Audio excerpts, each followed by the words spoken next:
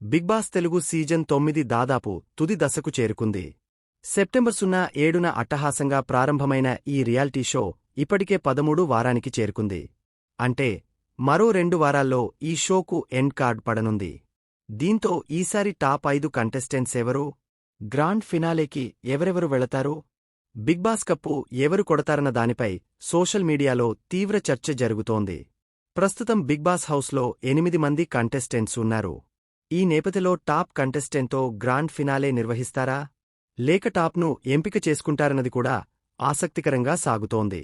అలాగే ఈ వారం ఎలిమినేట్ ఎవరనేది కూడా క్యూరియాసిటీని క్రియేట్ చేస్తోంది. 13వ వారం ఎలిమినేషన్స్కు సంబంధించి 6 కంటెస్టెంట్లు నామినేషన్స్లో నిలిచారు. తనూజ, భరణి, రీతూ చౌదరి, ధీమాన్ పవన్, సుమన్ శెట్టి, సంజన ఈ వారం నామినేట్ అయిన వారిలో ఉన్నారు. ఇమ్మాన్యుయల్, కళ్యాణ్ ఈ వారం సేఫ్లో ఉన్నారు.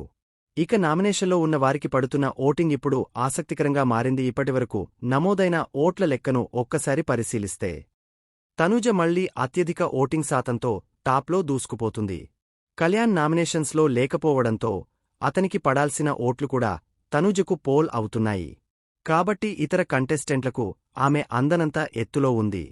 ఇక తనూజ తర్వాతి స్థానంలో రీతూ చౌదరి ఉంది.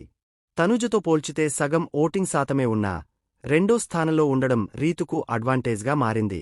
ఆశ్చర్యకరమైన విషయమేమిటంటే టాప్ 3లో సంజన ఉంది.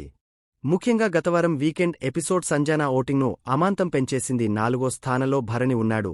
ఇక 5వ స్థానంలో ధీమాన్ పవన్ ఉండగా ఆఖరి 6వ స్థానంలో సుమన్ శెట్టి కొనసాగుతున్నాడు.